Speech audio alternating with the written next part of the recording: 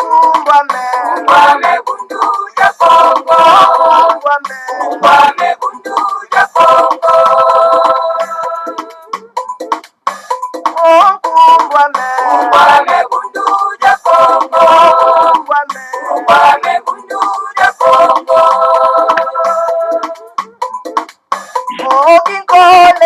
Kole kukongo ya mweniko. Kaya tena mani mumbanje. Mukuluza kandanya Kongo. Mukuluza kandanya Kongo. Vita kukongo ya mweniko.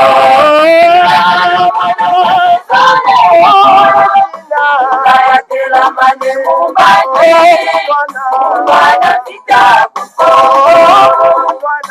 Mwana vita kukongo. Kiaje ya mweniko.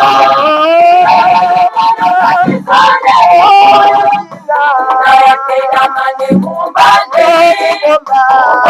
Kandanya Kongo. Kandanya Kongo. Tombe ya mweniko.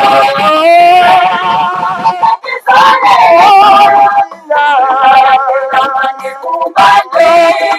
Kusonga tembe kukongo. Kusonga tembe kukongo.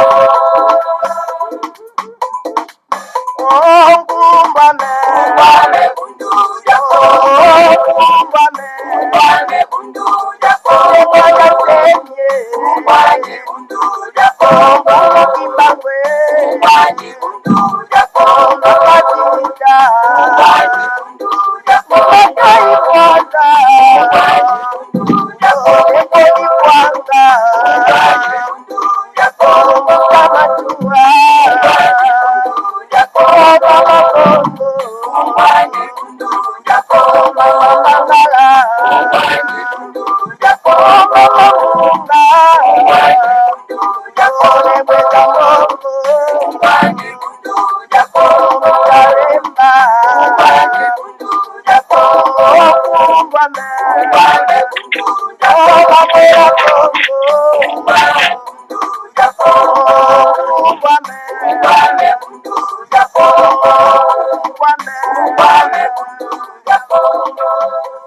Matondo mingi bama batata bandeko balandi ya Congo bololo kumbwame bundu dia Congo talabiso wana toye antuka na pokwa na lelo pambate lelo ezali ya solo pena antuka mokolo mwa mine ya mposo mokolo mwa tukumi bale na libwa ya sanza ya sambo mobu ya koto mibale na tukumi bale na moko tokomi bongo na ngonga ya zomi na libwa na miniti mitano engi koloba ngonga ya sambo na miniti mitano ya sima ya zanga.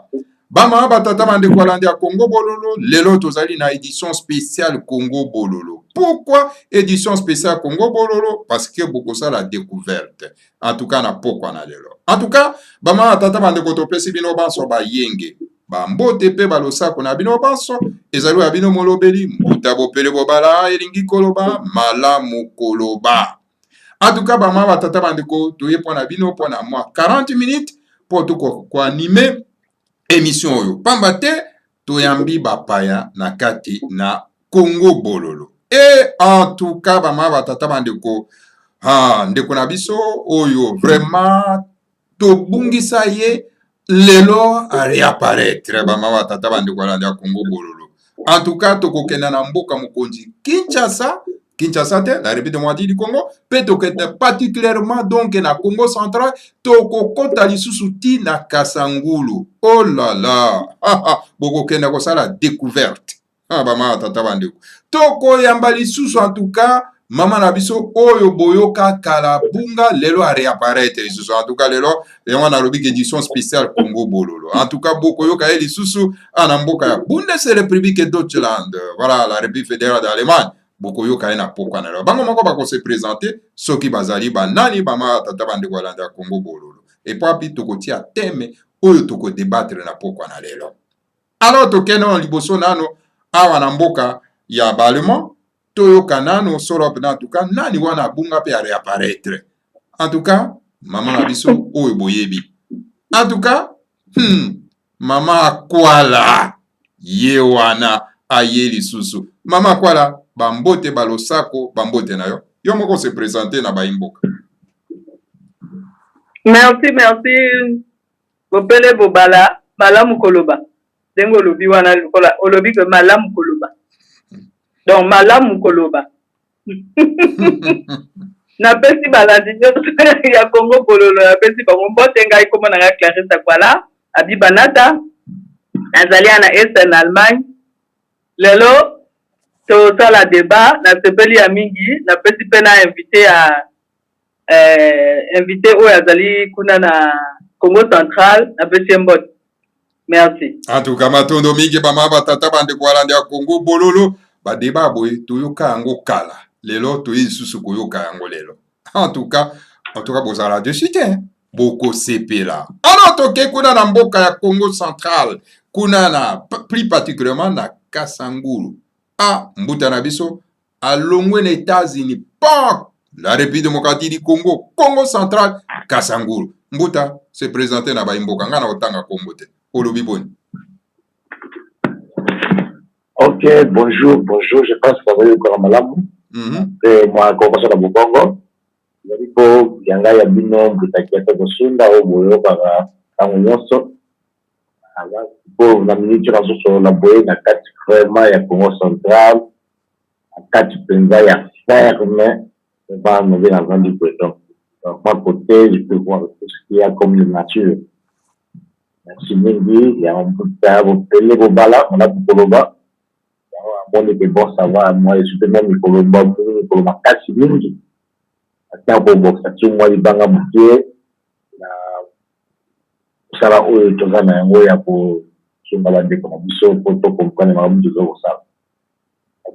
Matondo mingi. Oualezali solo pena en tout cas mbuta kiatoko sunda. Consultant monene na kati na Congo bololo. Buyoki lelo bandeko bako kamwa. En tout cas bokamwa te. Bama tata bandeko. La lutte continue. Moto moko ta déposa bitumboyo. Le grand maître alobi il faut patience. Patience ezala. Po bitumbo eza makasi mingi. Bolandi ba vidéo le grand maître. Ba vidéo le grand maître demanda c'est alobi yango alobi il faut la patience parce que bitumbo eza makasi mingi. Alors il faut patience, il faut te patienter. Alors pendant qu'on patienter, il faut te continuer ko bunda ko lamusa bato parce que amoni ete bato balamuki nanu te.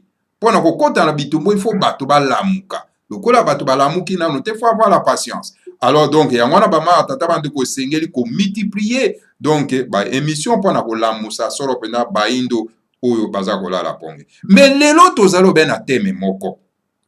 La Bible est-elle réellement la parole de Dieu? Biblia ezali ya solo penza liloba ya Nzambe. Po tomoni ba pasteur, ba bishop, ba père spirituel, ya mangomba songolo pakala, bazali ko bombarder bandeko na biso na likambo etali Biblia. Balobi ono, la Bible dit, mon kanda Nzambe lobi. Est-ce que réellement Biblia oyo bango balobaka ke ezali mokanda ya Nzambe ba attribuer kango na tata Nzambe apungu tulendo? Est-ce que ezali vraiment ya solo liloba ya Nzambe? Yango nde toyeto débattre na pokwa na lelo. Alors mama akwala motuna yango wana epesami. Biblia est-ce que ezali ya solo pena liloba ya Nzambe? Yo lobi boni na ngambo na yo. Merci bopele bobala. Ba débat oyo tozo sala ngo déjà. Nakanisi il fallait tout que bilan ezali nini à 2021. Il fallait tout que bilan ngo ezali soki na continuer ka question na yo que est-ce que Biblia ezali liloba ya Nzambe pesa parce que total atiko yo bilan na 2021 batu basambeli bilan ezali nini? Bilan ezali nini? Parce que tokoyeba nde na bilan tokosali eloko koyeba nde na résultat te na résultat oyo yo osali eloko résultat yango ezali nini sikoyo boye bato basambeli na Bible wana. Sikoyo wapi liloba ya sika oyo ebimi parce que nzambe soki nzambe ndenge bato bakolobaka nzambe liloba ya nzambe ifo nzambe yango olobaka kaka lokola ndenge kombo ya bupele bubala esengeli oloba. Donc nzambe aloba apesa pe maloba ya sika. Me wapi maloba ya sika? Maloba ya sika ezali wapi? Kaka maloba ya kala. Omoni donc na question yo otuni malamu olobi mais est-ce que ezali penza liloba ya nzambe? Est-ce que penza bilo ezali wapi? Est-ce que penza nzambe ngo penza alobaka lisusu te kaka oyo ya kala wana? Parce que oyo kati ya Biblia wana te ezali makambo oyo bato oyo bazalaka na ntango wana bango balobaka. Mais boni ya sikoyo ezali te. Mpona nini ezali te?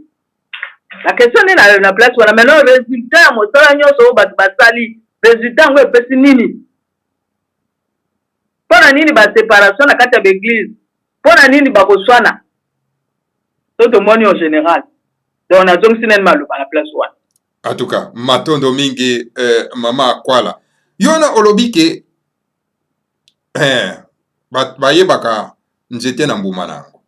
Résultat ezali nini? Cela veut dire que mokanda babengi Biblia ezali liloba nzambe te. Parce que bato baza toujours kotourner en rond soki na yoki wa malamu. Pona yo o mettre en cause mokanda yo ezali mokanda ya nzambe te ezali liloba nzambe te. Eza bongo? Oui, la lobby quand même, ce qui est allé liloba ya nzambe. Boko nzambe nga lobaka na le passé. Na compléter une question le lobby. Boko nzambe nga lobaka na le passé, na le présent lobaka te. Maintenant c'est total bilan na bango. Bambuma na bango ezali nini, ba fruit na bango ezali nini. Résultat na bango ezali nini oya ba pasteur nyonso tout. Ezali nini? Ma question ezali nde wana parce que ba résultat pe tozomona. Tozomona pe tokomi na ere oyo ya internet oyo makambo nyonso ekoleka na pe polele na ba internet. Donc bazali kobunga nzela. Babunga nzela déjà depuis mokili ebanda déjà bango babunga nzela. Yango nazoloba. Parce que ba résultat oyo il faut tomona ba résultat na bango. Ba résultat tozomona te.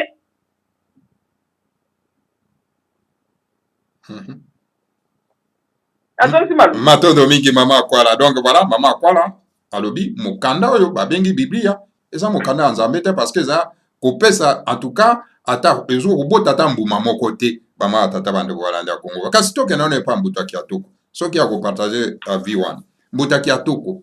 Est-ce que la Bible mokanda oyo babengi Biblia ezali ya solo pena liloba nzambe oyo ba imboka ba indo bakwa kofandela yango bakangama na yango ou bien batika yango? Est-ce que ezali pena liloba nzambe? Soki ezali liloba nzambe te, alors sikoyo ezali liloba nini? Ok, matondo ntango osi kopesa ngai maloba bango nyonso bazali kolanda biso lelo. Avant na kokenda na point wana nalingaki balandi nyonso to comprendre mpe toyeba parce que avec le temps tovandi tokomi comprendre qu'est-ce qui se passe. Alors toujours loba balokota na biso na balokota ndenge eza ndenge moko te. Alors cette réponse je dirais que soki na lokota na biso na loba teno te Biblia ou bien mokanda oyo bacolonisateur oyo baeurope bayaki nango ezali mokanda na nzambe te, ezali mpe maloba na nzambe te. Soki na bino aloba yango bongo parce que tata nzambe mapungulendo définition na ye selon la lokota na biso compréhension na ye so olandi ndenge babibeti baobayaka ya wana ezali ndenge moko te. C'est Dieu ya bango na nzambe oyo ya biso bien que tozalaka na mwale moko tokonisa bonga mpona asala mpona bato bakodivande mais soki tokendekela na mosilo yango Dieu eloko mosusu nzambe mpe eloko mosusu. Alors, Biblia, ce que je pensais, la Bible était la parole de Dieu. Si on se situe toujours dans la langue occidentale, oui, c'est la parole de Dieu. Pourquoi? Parce que à l'occidental, un Dieu, ce n'est pas tout nécessaire. Tout, ce n'est pas nécessairement que Dieu est l'être suprême ou le créateur en fonction de plusieurs règlements. Donc, la Bible est la parole de Dieu parce que ces dieux sont réellement les humains. Il y a dans la Bible sont les caractéristiques expliquées. Il y a soi-disant Dieu, qu'on appelle Dieu dans la Bible, qui s'est fâché, qui s'est répandu, qui va dire à regretter, Dieu ne savait pas, qui a promis, et puis il a regretté pour avoir promis, donc, ce sont des caractéristiques parce que nous avons commettre, après arrêter pour ne pas promettre. Donc, parce que ma caractéristique humaine, sa caractéristique n'est pas évaluation. Donc, à vous regretter, à se tromper, à vous pleurer, à vous fâcher, et à vous ça surtout. Pour que Sabatou a créé Satan, c'est un qui m'a a créé Satan. C'est un qui m'a créé, a aidé. Mais pour sauver Batou, il fallait monter tel que j'ai dit, il n'y a pas sauvé ce moment. C'est pourquoi vous avez créé Satan pour que nous soyons sauvés. C'est l'homme, non? L'homme, il est mon cas, idée à fabriquer une âme. À fabriquer une âme. Après ce qui est armement, il y a un date qu'on a eu, le gars de matin, c'est à nous faire des communs à recevoir. Il y a pas avec les mêmes armes. Donc, vous voyez, donc, le diable a été conçu par Dieu et créé par Dieu et il fait des attaques en esprit et on les combat aussi en esprit. Même la Bible, la version qui a effrayé, la Bible montre que le combat n'est pas contre la chair et le sang, mais contre l'esprit. Donc, le diable est toujours dans le domaine spirituel et Dieu lui-même dans le domaine spirituel. Donc, le fabricant des armes, c'est lui-même les défenseurs qui fait, c'est défendre en utilisant les mêmes armes. Donc, Dieu, l'esprit, crée l'esprit, donc on ne bat par l'esprit, on les combat par l'esprit. Donc, un homme d'armes qui évacue une arme, qui fabrique des armes, qui se bat avec des armes et qui va combattre avec les mêmes armes. Mais cette fois-ci, en utilisant des militaires, des généraux et d'autres gens. Dieu fait la même chose. Mais pendant que nous, bisous sur quoi, beaucoup pour la bisous, nous avons bien pour nous tous les. À ça, la rabelle au point là. Pour tous les, à ça, la rabelle au point là. Il y a les polos, à ça, l'adversaire, à ça, la paix satanité, à ça, la paix, ceux qui sont disant, nous couvrons la force mandoquité. Donc, tout, il a fait des règles, il a fait des disciplines, et vous respectez les lois de la nature et vous vivez. C'est tout simplement ça. Si vous ne les respectez pas, c'est vous. Il n'y a pas Satan, soit les hommes tels que les apôtres Paul dans la Bible, en français, ce que j'ai fait, c'est pas ce que j'ai fait. Ce que j'ai fait, c'est pas ce que j'ai fait. Par exemple, vous êtes dans le monde tel qu'il est aujourd'hui, vous passez dans le tribunal, tout le monde dirait que c'est un fou. Vous êtes à l'hôpital, tout le monde dirait que c'est malade. Vous êtes en prison pour vous traiter. Donc, vous comprenez. Mais il est parmi considérer les hommes que Dieu sont pour Dieu. Bon, c'est normal de faire que l'homme de Dieu. Parce que Dieu, lui-même, c'est un homme. Pour les occidentaux, Dieu est un homme. C'est qui Dieu? Les rois, les gouverneurs, les hommes puissants, les seigneurs des terres. Donc, linguistiquement parlant, l'étymologie de mon Dieu, ça n'a rien à voir avec les organisations. Nous avons tout ça là, tout ça. Toujours dans pour nous ou en Congo, toujours collé à Dieu. Non, ce n'est pas la même chose. Alors, à part cela, la Bible est la parole de Dieu. Raison pour laquelle il y a des incompréhensions, des contradictions, des choses insensées. Vous voyez? Parce que c'est tellement pour tout le monde. Je ne sais pas le parti qui non. Je sais pas comment on a dit ça. Et non, bon, on va venir au Congo. Bon, par exemple, dans la province de l'Afrique, ils ont l'Équateur, dans Boka Boye, beaucoup de gens disent, non, ce n'est pas ça pour nous. Vous savez, il y a besoin de combien? Ce n'est pas toi, là, ça va pas. Vous avez besoin de t'attendre pour l'autre. Ça va pas. Ce que nous avons dit, on va faire la on va pas. Vous savez, pour la raison. Pour la raison, c'est mieux, pas de ta part, mais de notre part. Nous avons dit que les gens ne sont pas partout. On est dans le Moutou, on est dans le théâtre. Dans la conception africaine, on est dans le théâtre. Pour nous, notre Dieu parle, a parlé à travers de nos ancêtres, il continue à parler à travers le aujourd'hui, et il continuera toujours à parler parce qu'il est vrai, vivant, réel. Par exemple, il éveillé, ils ont arrêté. Il vous donne, il vous montre le chemin, il vous devez suivre le chemin. C'est comme tout à l'heure pour les moines. Il n'est pas venu pour aider à Fuma Congo. Il est venu, il est venu pour accomplir une mission. Ça veut dire quoi? Il est là seulement pour accomplir une mission. Mission comme quoi, mission secondaire. Pour moi, comme il y a mon mission. Il y a fait ça. Et pourquoi? Parce que, Azo le Barabino, Azo dicté Bino, Azo que c'est une règle, comment vivre à travers le monde. C'est tout ce qu'il fait depuis le début. C'est tout ce qu'il fait dans la nature. C'est pas seulement la nature humaine, même la nature écologique, même le tout. Parce que pour moi, Congo, c'est notre protection, est en tout et partout. Même dans ma baï, même dans ma zété, même dans ma banga, même tout. Et bien, ce que tu as dans mon qui est contrôlé, mais donc cohabiter dans mon. Mais ça, tu as dans l'Occidental, non. L'homme est fini pour dominer sur la planète Terre. Dominer sur les animaux, sur les eaux, sur les plantes, aussi on va dire au quartier, et le changement climatique.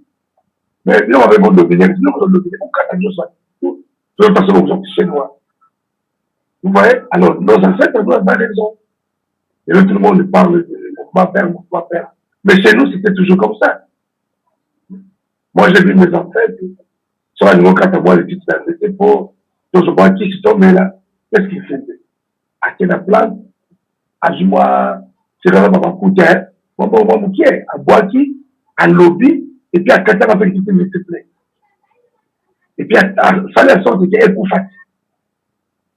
Ouais. Et ce sont des choses qu'on enseigne maintenant aujourd'hui dans le cours d'agronomie. Si vous faites agribusiness, on va vous enseigner ce genre de choses. Alors, moi, on a une comme on a là, ça va bien agronomie. Mais il faisait ce genre de choses comment? C'est parce que notre Dieu nous a montré comment vivre en harmonie avec nos frères, Mabanga, Mbaye, Bandete, tout ça. Parce qu'il comprenait, parce qu'il respectait la création, parce que les créateurs parlaient à eux. Alors, comme les Occidentaux, ce n'est pas le créateur qui parle à eux, mais c'est Dieu qui parle à eux. Et Dieu, c'est l'humain. On ne comprend rien. Alors, la Bible est la parole de Dieu, la Sainte Possède, mais la Bible n'est pas Malobandabe. Au Canada, il dit Malobandabe T. Mais il dit Malobaya Dieu. Matondo mingi mbutaki atoko. Mais elingi korobake mbutaki atoko soki na landio na bokebi nyonso. Dieu de la Bible, c'est un Dieu meurtrier. Donc, oyo atosaka ata bikela nyonso te ya mokili oyo. Non, atosaka ngote. Atosaka ngote, raison pour laquelle, quand il a détruit, selon la Bible, histoire à Noé, soit Banyamagnoso, mwasi mobali. Quand il s'est rendu à Katia, Massoua, comme nous les Obéta, et là on est sur le Koufa, on est sur le Massoua, il y a un éton Samou. Bon, il y a que ça dans mon frère. Mais disons que c'est vrai. C'est bon, si on se va dire, mwasi mobali. Si on va dire, mwasi mobali. Aujourd'hui, mwasi mobali, va Coco na bango, la génération à Coco, et ma maman, Obé Abanda. Si on a génération à Coco, Basimbali Basalaki. La génération à Basimbali Basalaki. La génération, il y a papa na maman, Basimbali Basalaki. D'aba Ndaba, d'aba Lion, d'aba Meme, tous les sortes des animaux. Si bon, on joue à les balles. Donc on va tirer qui va couper. Quel est le mal qu'ils ont fait? Attention à monter. Attention à monter. Donc il y a la Bible. On dit que oh non, moi c'est comme à cause de mon bali, aller sur des amoumas, à remonter dans la passe. Les gars dans la Kassaboula, j'ai des chèvres chez moi. Dans ce moment-là, dans la base, pas beaucoup la bataille d'ailleurs. Dans la bataille d'ailleurs. Dans ce sens, les débages d'ailleurs, la ferme d'ailleurs. Mais dans ce moment-là, on se remonte à la surface. Dans ce crier, on va plein, on va souffrir. Si quoi, ce qu'on a la pénition à moi, c'est mouche. Mais comme il a demandé pour les relations, cela veut dire qu'il ne respecte rien. Il ne respecte rien. Ouais. Il ne respecte même pas sa création. Donc, il tue les plantes, il tue les animaux, il tue les humains, et tue tout le monde. Exactement comme Dieu homme, les Occidentaux ont fait. Pour les Occidentaux, pour créer un particulier, pour chasser des animaux, pour manger, ou pour produire, ou pour faire quoi? L'important de l'arbre de ça sert à quoi? Si ce n'est pas la destruction. Bon, l'important, c'est ce qui dirige de Noé. Ça servit à quoi? Si ce n'est pas la destruction. Matondomi. En tout cas, Matondomi Gimbuta Kiato Kosunda, alors toke pa mama kwala. Koyo kindenge démonstration mbuta na biso Kiato ko apesi wana. Ça veut dire que yo lo biana que non mais écoutez, baye baka mzete na mbumana. Donc mukanda yo babengi Biblia, eza mukanda nzambete parce que ezo bota vraiment mbumate na ndenge ba pasteur ndenge baza kokoba ko salela mukanda.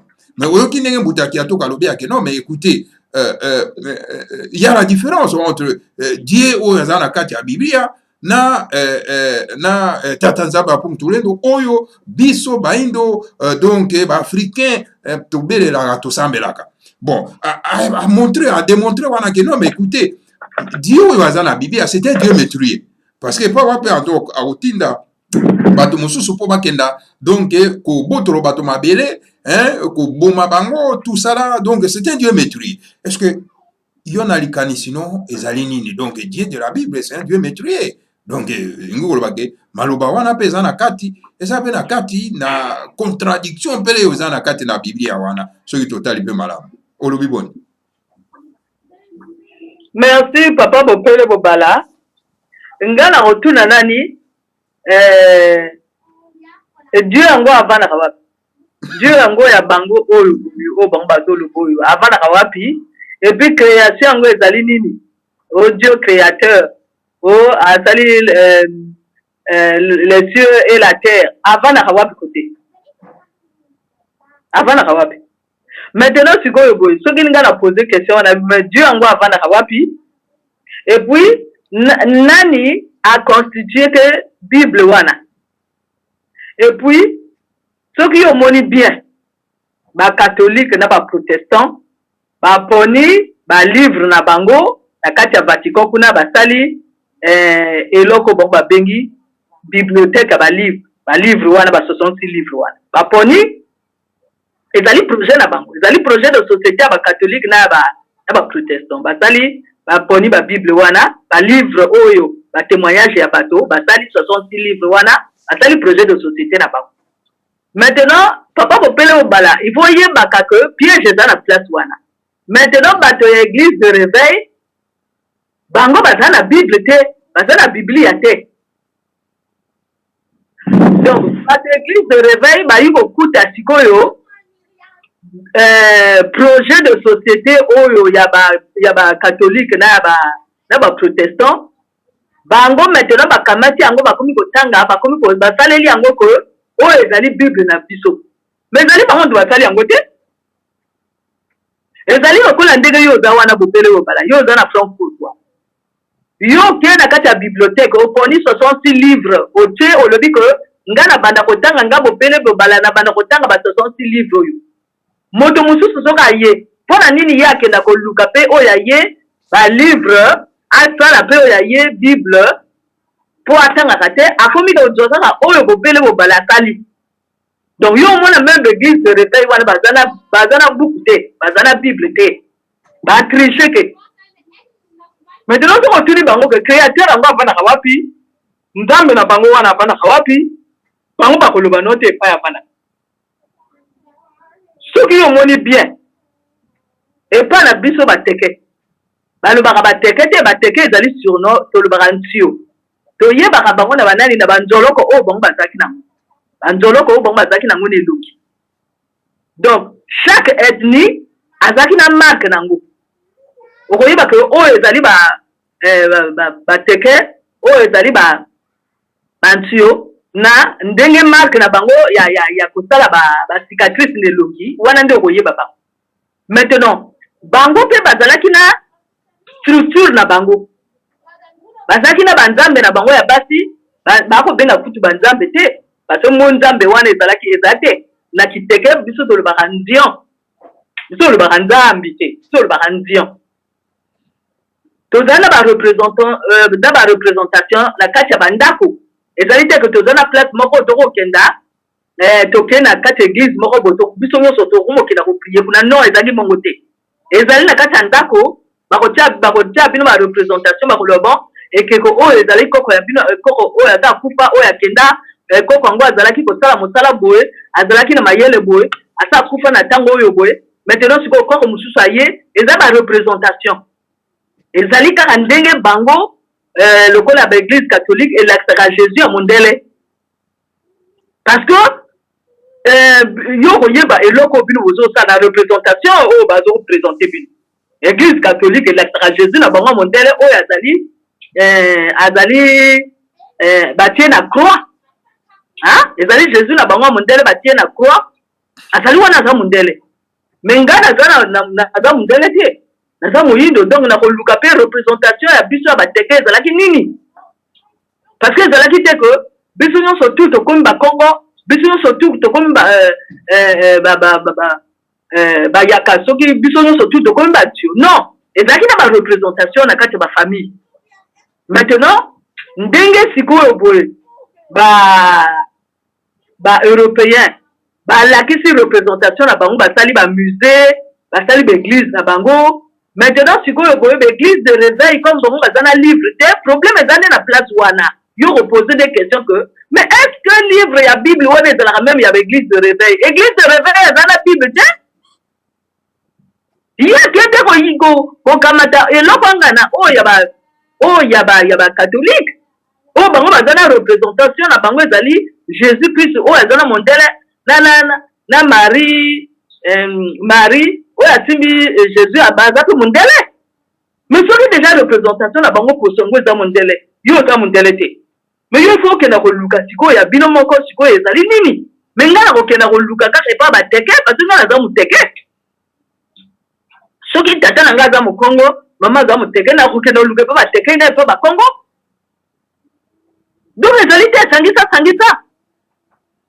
na kati ya univers na kati ya planète terre mobimba ezali ba ethnie ebele na kati ya univers mobimba ezali na ba étoile ebele donc bato ezali te ezali ka na étoile moko ezali ka na planète moko donc question oyo rotuna que avant même yo tuna que mais est-ce que bible yango ezali même ya nzambe yo rotuna nani que mais est-ce que ba église de réveil ezalaka même kutu na bible ezalaka na bible te na donc malo en tout cas matondo mingi ya kwa mais ya kwa yo lobi ke ba binzambi ozobenga donc ba église de sommet obengi de réveil bango bazaka na bible te mais baza ba christianiser c'est-à-dire ba christianiser za bato balongoli bango bonzambe na bango bapesi bango bonzambe ya bapaya donc bango baza na kati ya bonzambe ya bapaya yango wana baza ko considérer la bible comme mukanda na bango mais sikoyo ndenge yo lobi wana elingi koloba ke bato wana nyonso tu eza bakatolike ezala babinzambi wana baza koaliene bandeko na biso baza kobungisa bandeko na biso à travers mokanda wana oyo uti koloba ke eza iloba nzambe te. Mais bien sûr que parce que ce qui au comme ça du concret na bango ce que yo comme koloba na bango que bon bino bozali bino lobi ndenge yo beng bango bana que ba christianiser wana. Maintenant soki yo yebisi bango que bino boza ba catholique bango bakoloba te biso toza ba catholique te mais soki bino boza ba catholique te mais boni bino bokende kozwa livre anga na ba catholique ils vont poser bango question wana bango bakoyebisa que mais te ezali livre ba catholique te mais bien sûr que ezali livre ba catholique bien que ezali ba témoignage eza na kati kuna ezali ya église catholique te ezali bango moko bakende oza ba recherche na bango bazali livre wana omoni mais soki bino boza ba christianiser mais ezali pe na différence entre église catholique na église de réveil na église ya nanio c'est parce que bino nyonso ozo le mama kama Jésus-Christ. Maintenant tu vois Jésus-Christ ya l'église de réveil. Azara ni mondele wana. Qu'est-ce que la place wana? Papa bopele au bal. C'est pas parce que bango nyonso ba devant christianiser que bango nyonso ba landa ba église catholique. Mais ceux qui bino mo landa église catholique, c'est qu'est-ce que la place wana? Ceux qui bino mo landa église catholique, mais botika biloko ya église catholique na église catholique. Bon c'est la Bible na bino moko ni place wana yo ngwata bango papa bopele au bal. Et dans même pas retourner que mais est-ce que Bible wana ezame Bible ndam yo ngwata bango kana etika que mais bino bolko yi Bible anga na pe ya ba catholique ya ba catholique eza bino te. Pour la nini bango bako ça l'église de réveil. Mais parce que bango bazo critiquer église catholique. Mais ceux qui bino critiquer église catholique. Mais pour ani bino que la Bible oyo boye et ça la mine église catholique. Est-ce que ozo la logique on a zoya nango parce que on kena même pas mo tikate que est-ce que le boye za na kati kuna za nzambe te ko kena même mo tikate. Parce que ce que la yina ndako na yo na mo ja livre oyo komi. Mais on est dans mon livre ngate ou bien livre oh yo sali ba recherche na yo sali Bible wana mais pour la nini question zali mais pour la nini bango ba église de réveil bango ba kena ko sa ba recherche na bango te ba sala pe Bible na bango pour na ko le bato ya biso Bible ngo yo poni bazo sala ngo te ni place wana ko ngwata bango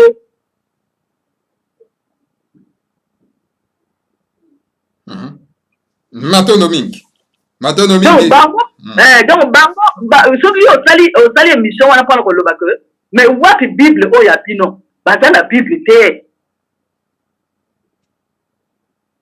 baza na Bible te donc déjà le fait que bango baza na Bible te wana bako jaka biloko ba catholique déjà baza na kati erreur mais ça veut dire que nzambe na bango ezali nzamba monyato o ya pesi bango Bible te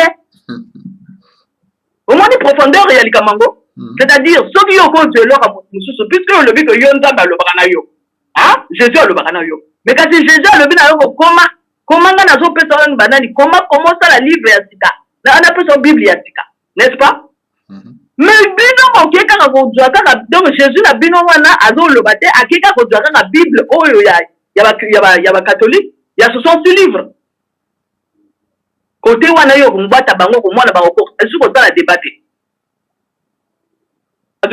Matondo mingi ya kwala tuzokenda vraiment na fin ya intervention na biso ya émission na biso ya pokwa na lelo alors mbutaki atoko yo lobi wana olobi ke non écoutez Biblia eza mokanda ya Nzambe te ya olobi ke ezali mokanda ya Nzambe selon bato bamemelaki biso yango alors donc pour na biso en tout cas eza nango mokanda ya Nzambe te alors ce qui fait que mukanda yango po ba memeli biso etoni na lokuta na kati babengi Biblia lokuta etoni na kati parce que ce qui na randa ki intervention le grand maître de Madasemi alobi ite na likolo kuna mokela molimo batindaki Yesu aya ko corriger lokuta oyo mindele ba memaki yango pona kobungisa bato na mokili kasi Yesu ya alobi ke non mais écoutez nga na sina ye kuna na ye dezamba mibale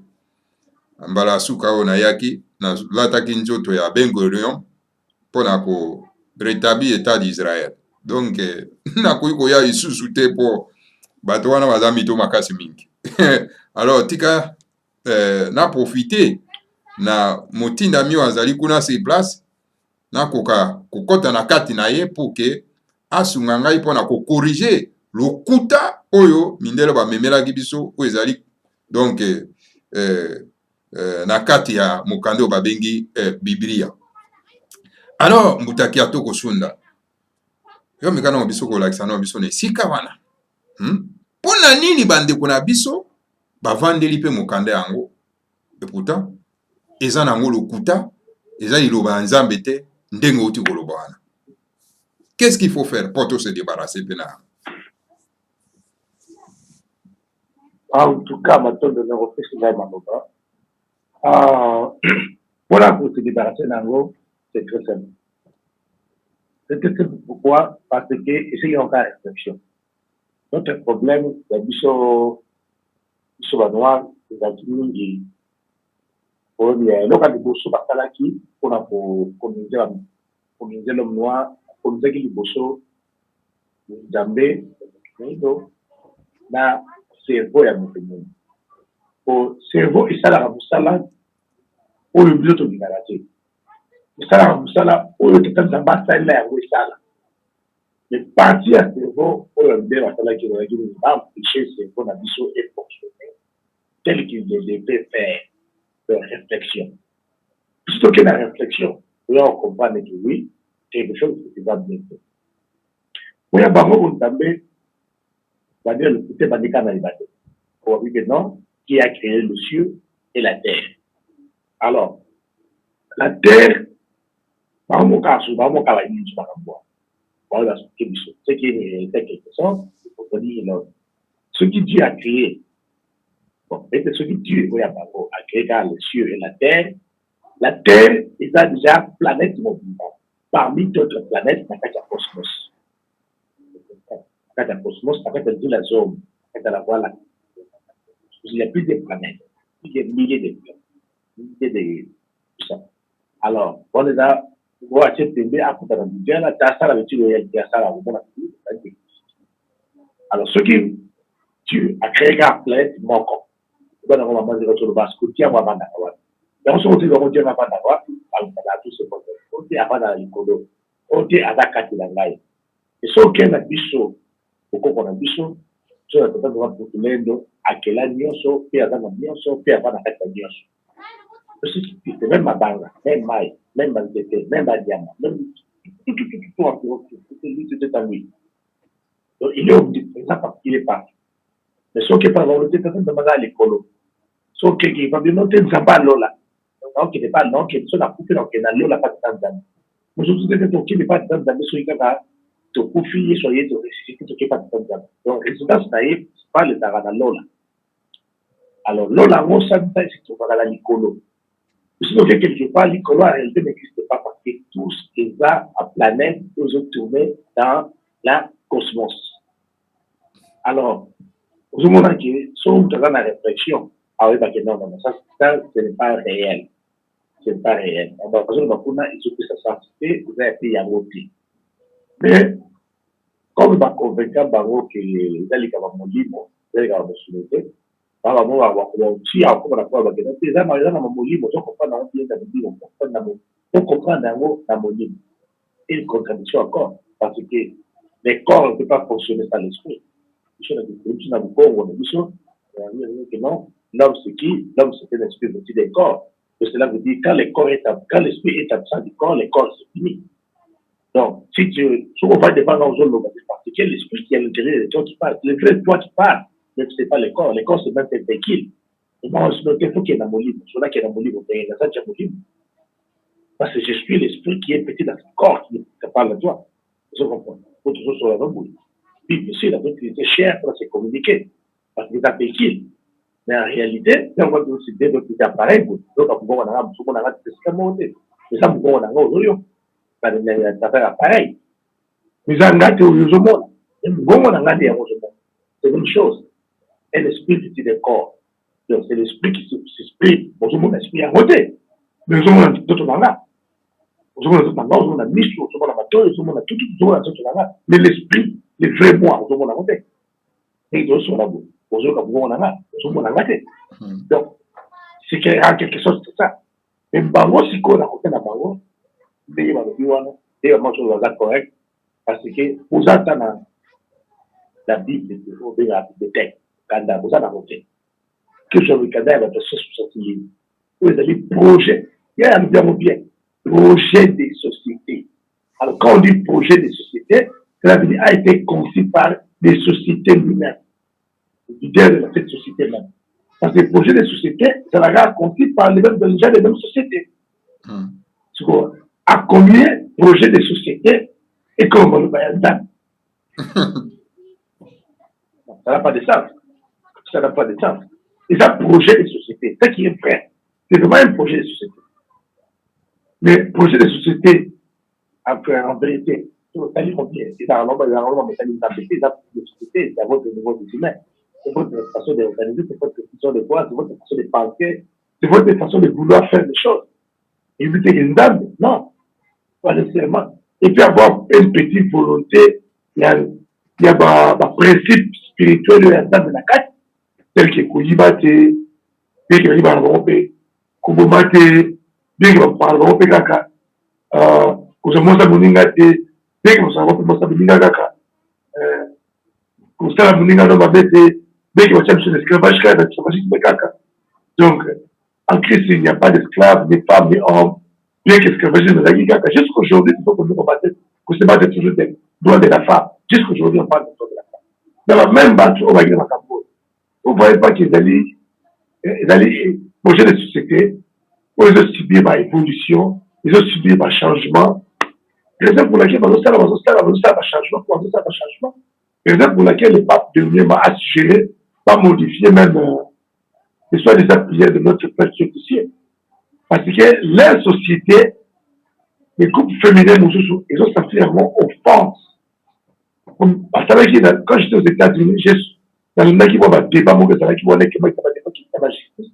Parce que, au mouvement des mouvements féminins, dans le lobby, quand on dit père, automatiquement, on dit homme. Vrai ou faux? On dit vrai. Alors, prouvez-nous que Dieu c'est un homme. Alors, entre eux et le récit, ils avaient confusion. C'est pour cela qu'ils ont dit non. Comme nous, on ne sait pas qu'il est homme, ni femme, alors nous ne pouvons plus prier de cette façon que notre Père qui est aux cieux. Nous devons seulement prier que notre Dieu qui est aux cieux, c'est fini. Enlevez les mots Père. Parce que le Père veut dire homme, alors personne ne nous a prouvé ici que Dieu n'est pas une femme, mais c'est un homme. Ou un homme, pas une femme. Vous voyez? Donc, à l'avenir, la Bible a déjà un processus. Donc, d'ici quelques années, la Bible va sortir, notre version va sortir, où le notre Père qui est aux cieux sera maintenant notre Dieu qui est aux cieux. C'est ça qui va se passer. Mais pourquoi ils ont ça un changement? Mais parce que c'est un projet de société. Parce que dans la société, on dit que non, on a évolué tellement, mais on va pas ça, c'est-à-dire, il va changer avant. Ils peuvent encore changer parce que c'est un projet de société. Et vont subir multi changements. Donc là-bas, la Bible de nouvelle version, les versions anglaises, les versions américaines, on a la Bible d'Israël, Bible de Jérusalem, la version de pays. Parce que ce sont des projets de société, tout simplement.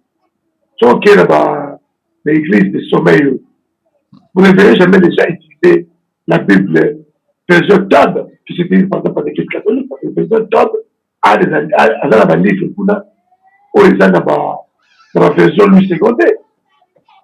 Vous comprenez? Version Louis II, quand il était roi, parce que Louis II c'est roi, c'est la de Louis XIV, qui était Louis XIV. Louis II, ce n'est pas le Louis Ier, c'est seulement le roi de France. Alors quand lui, il a fait sa révision de ce qui existait déjà, il a préféré, pour leur projet de société en tant que Français, ils ont enlevé certains livres qui, lui, pensaient que dans leur société, ils ont correspondre dans la façon de voir la volonté. Raison pour laquelle la Bible Todd et la Bible Louis II n'ont pas la même qualité de livres, tout simplement. Parce que ce sont des projets de société, c'est ce qui est normal. C'est ce qui est normal. Ce n'est pas du tout normal. Mais de dire que Wana est une volonté à être suprême à Congo, les créateurs du ciel de la terre, volonté de Yamboana, à Lingi Bongo, expliquer l'humanité dans la position Nyoso, on est regardé pour parler l'amour. Sans nous parler des Chinois, des Arabes, des Noirs, des qui que ce soit. Nous, on se repose, mais ça répond. Madame, ma voix de Moussouan, c'est qu'elle a moqué dans la baron. En tout cas, matondo mingi mbuta kia tokosunda tokomi vraiment na suka ya kwala mama kwala tokomi na suka na likamboyo donc eza débat molai eza molai vraiment mama kwala message nino ko pesa so pena na ba pasteur ndungu tikoloba ko démontrer que non écoutez Bible wana eza ilo ba message yango yo ozi siko message débat ezande na place wana que yo nde relancer yango koloba ke mais ndenge tozalaka na l'église de repère bazalaka na buku te bazalaka na buku te baza vrai baaventurier bazalaka na buku batikala kozala na buku ata mboko te bazwa projet de société anga na bino koza bacatholique te mais bino kozwa projet de société anga na bacatholique otala yango nini donc lokuta bango ba catholique ba Dieu ba tel projet de société na bango ba zali na représentation na bango zali Jésus a mondele abate rango wana na quoi mais boni bino le biko bino za église de réveil beaucoup mo ke no projet de société abate mususu momoni moyibi bango bakangami wana ba église de réveil donc yo ko sala nde mission pa ko le bague mais bino buku na bino zali mo be mo ba ko kangama na place wa ba zala buku te ndenge bango ba zala kawana parce que sur yo memi bango na ndenge que est-ce que on est dans le banzambe bango ba ko joa raison parce que bango ba ko pesa toujours ba argument mais sur yo memi bango mais bino za na buku te on est dans la buku nga na ba catholique yo mo mona siko bango ba ko kanga monoko ndenge bango ba zali wana ba za ko dika déjà ndenge ba zali wana parce que sujet wana ba pesa rango te mais est-ce que bino église de réveil bino za na buku ba za na buku te ba za na buku te donc on peut savoir sur passage je sais pas le que est-ce que on est allé le bandom on est allé projet de société ngana ya ba chrétien ya ba catholique ya bino sali wa question est dans la place wa omoni yo donc lancer dans la place wa no mona bango ba ko suka penda ba ko suka ba ko ba kangi biso ndeto zala kata na buku ba zala na buku te donc nzambe na bango lo bakate après ça bango buku te donc na sepeli le quoi de lancer débat na pesi ndeko kiatoko apesi mbote donc to komi na mission ya ndenge to lancer un vrai débat. Merci papa Bopele Pop. En tout cas, matono mingi ya kwa la soro pena na ndengo zaki na biso soro pena tuka na poko na rambuta mbuta kiatuko to komi na suka message na yo de la fin ko lancer soro pena tuka na ba oyo bazola esa bandeko na biso pongi à travers non pas mon kando ba bengi biblia oyo de démontrer awa na poko na kezali lobanzambe te en tout cas eza obe makamba lo kuta pona kolala sa biso pongi ba ma tata bandeko. En tout cas merci mingi ba biso ya radio na mingi bazali kolanda biso na mission ya Congo Bololo. Vraiment, bandeko na ngai bazali nano na moment oyo tozo kobenga l'église de réveil pour les respectement, bien que pour moi, à partir de ce l'église du sommeil. Mais, oui, parce que bon, la bourse à la moi, il mon je sais pas si on a rebenga, on a repété les termes intellectuels, on a repété les choses. Mais tout faut la voir, mais tu vas bongo la biso. Tout me ka mo ki ko landa même ikutuka mukanda ngo bayaki na yango bazala ki clair mukanda ka bizo na ngo wana bazala ki clair donc même na mukanda na livre de Deutéronome le pasteur me dit que vraiment au cœur mais on a dans ngo bi na biso ko iko la ça ngo na Deutéronome la livre de Deutéronome na ngo ko passer le secteur que na bezo o mi na zo ça va vous dire que pour moi c'est vraiment la bonne en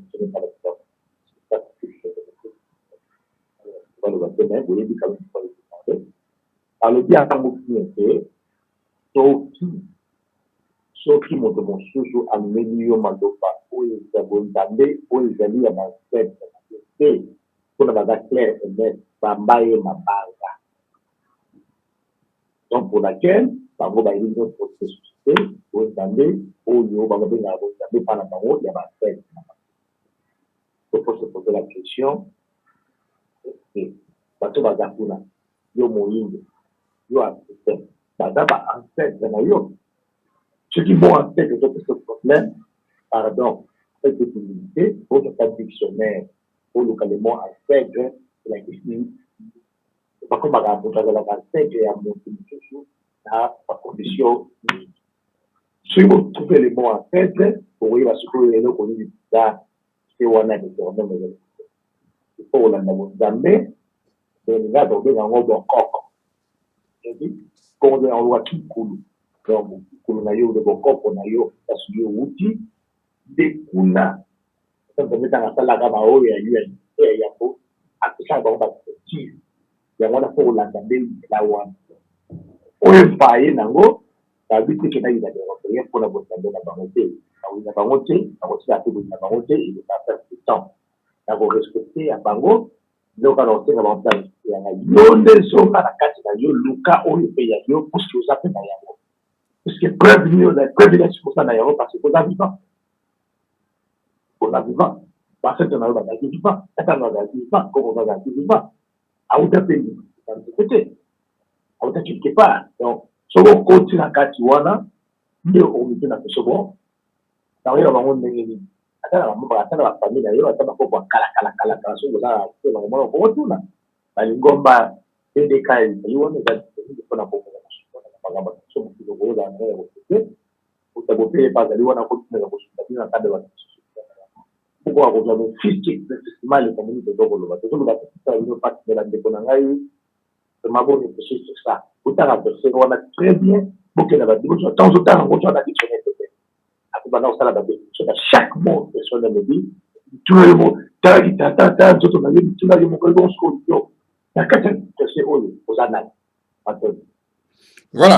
voilà matondo mingi en tout cas mbuta kiatoko sunda en tout cas matondo mingi na bino bibale ndenge bozalaki so pena en tout cas na pokwa na lelo na ndenge pe na bino vraiment donc à pied levé ba tata bandeko ezalaki vraiment na bosenga pona ete tokoka kotalisa na baimboka alors ba tata bandeko bino ba téléspectateur obolandi biso alors bosa ba commentaire na bino alors bosa abonné pe massivement solo en tout cas na chaîne na bino alors donc débat ezali relancé pa ma tata bandeko alandi ya Congo au bololo voilà tokomi na suka donc tokuta na bino mbala ya sima donc keleba kulu bakwa kopambola biso bapombola pe motinda mina ye motinda mina bango en tout cas le grand maître de Mwanda Semi et bapambola pe mabele ya Afrika ya Kachopa alors moto mwendo lamuka yoka ndengo BBC solo pena en tout cas bo moto na yo alors toka nano mbuta sasa tosukisi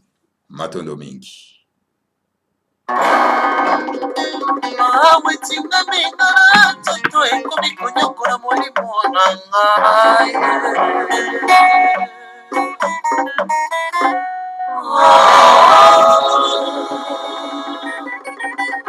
moyindo lamuka yo tala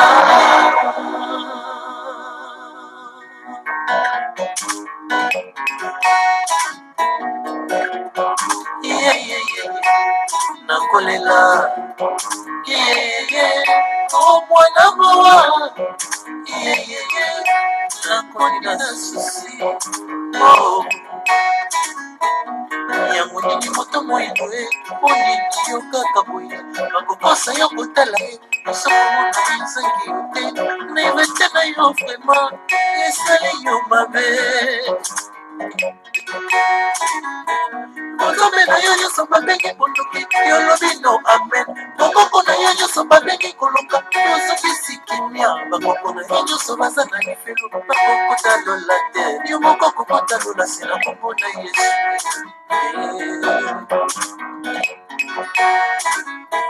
mama mafuta na ntango na ye abundaki mpona baindo yayaki bavita mpe lokola abundaki mpona baindo mama nefatale mpe lisusu abundaki mpona baindo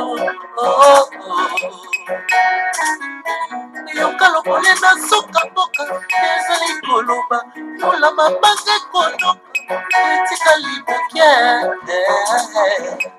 zongela bokoko na yo moyindo zongela bokoko na yo za moto ezalaka yaya na mokili yaya bamuta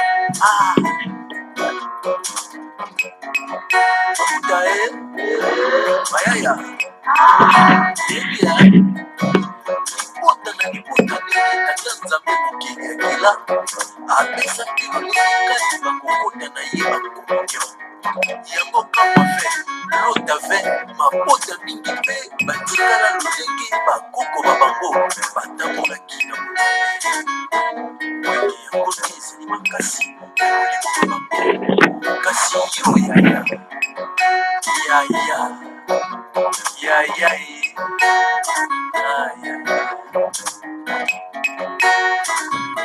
yoka lokole na soka moka ezali koloba mpona mabanga ekonoka zongela bokoko na yo moyindo zongela bokoko na yo zongela bakoko na yo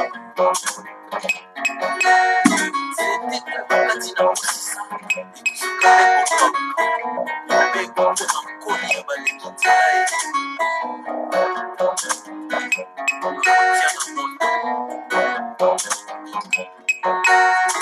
yayaki pavetanga ntango na ye naponaki mpona baino bakangaka ye basinga ye bakwakaka ye na moto kasisi lilongwane ya suka ye kimakowa koya ye